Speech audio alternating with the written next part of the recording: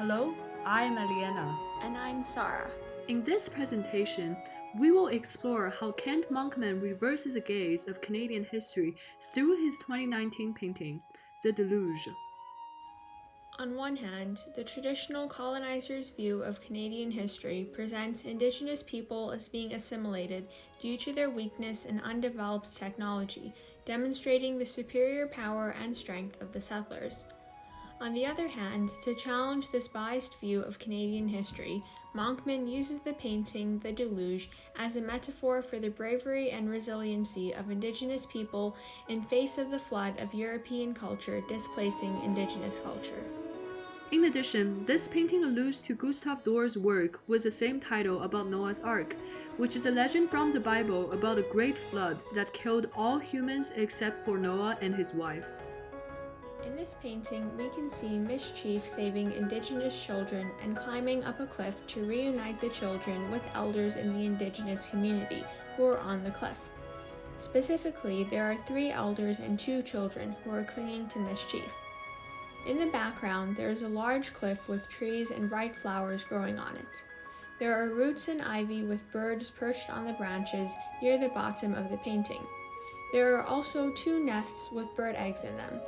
Behind the cliff, there is a clear, bright sky, which turns much darker and stormier as we move left, past the cliff top.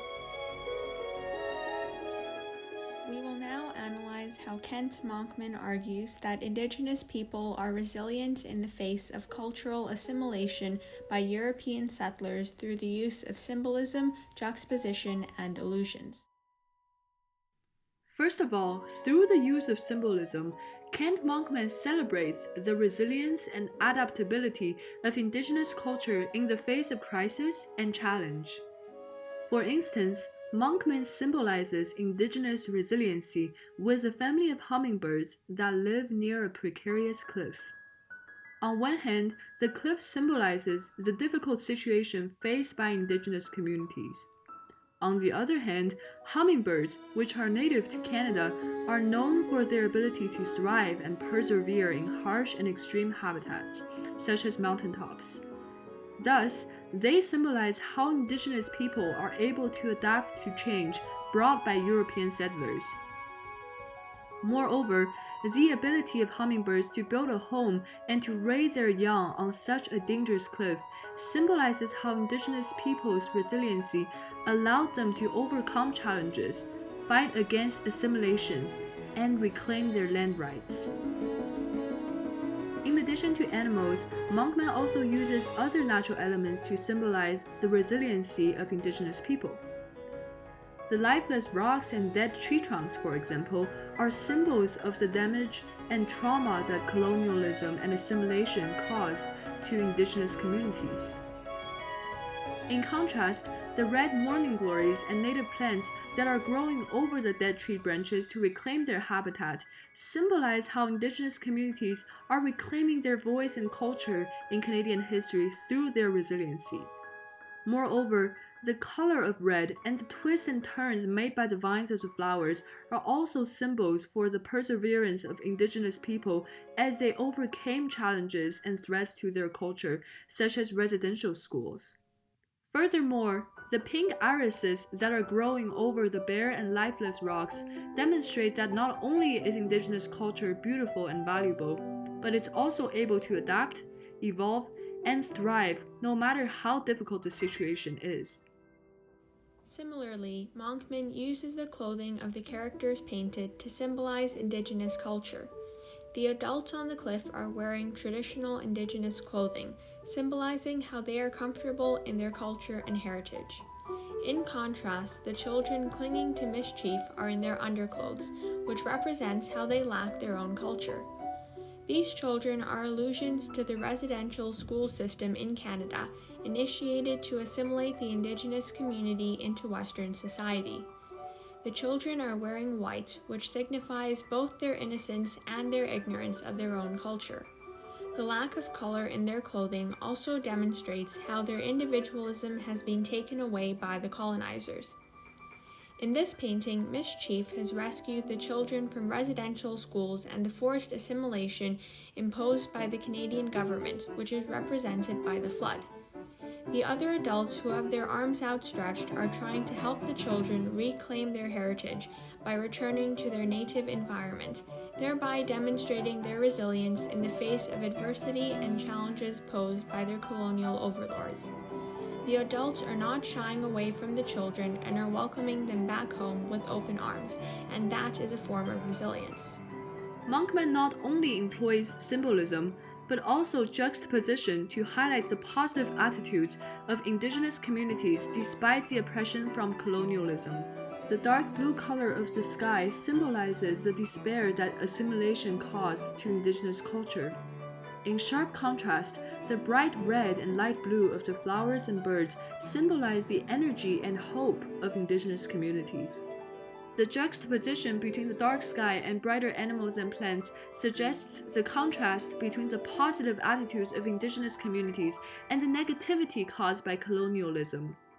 This use of juxtaposition also emphasizes the ability of morning glories, a flower that thrives in sunny habitats, to continue to flower in darkness, suggesting that even in despair and oppression, indigenous communities, just like morning glories, face their situation with positivity and perseverance. Additionally, through pathetic fallacy, juxtaposition is also created between the stormier and darker side of the sky on the left and the brighter and sunnier side of the sky on the right.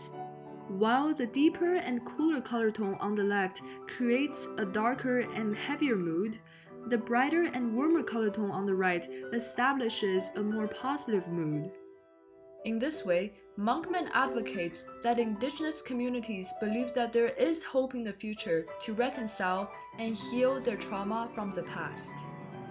Furthermore, Monkman uses allusions and intertextuality to demonstrate that the ability of indigenous people to collaborate with each other and other cultures makes them resilient. Firstly, Monkman dresses mischief in clothing that alludes to a collaboration between a Métis artist, Christy Belcourt, and a Western fashion house, Valentino. Mischief's dress is a reference to one of Belcourt's paintings that was used in the collaboration. The allusion to this collaboration represents a fusion of two cultures, Indigenous and Western. The fact that the allusion is presented on Mischief demonstrates how she represents the possible future of Indigenous people and how they are now starting to incorporate aspects of Western culture into their lives. This ability to collaborate with others is one of the aspects of Indigenous people that makes them so resilient. Their willingness to integrate facets of Western lifestyle into their culture while holding steadfast to their own traditions. In a similar sense, presenting Mischief as a possible future depicts how Indigenous people are understanding of the evolution of the wider culture around them, and how their own culture will need to adjust to incorporate the best aspects of both.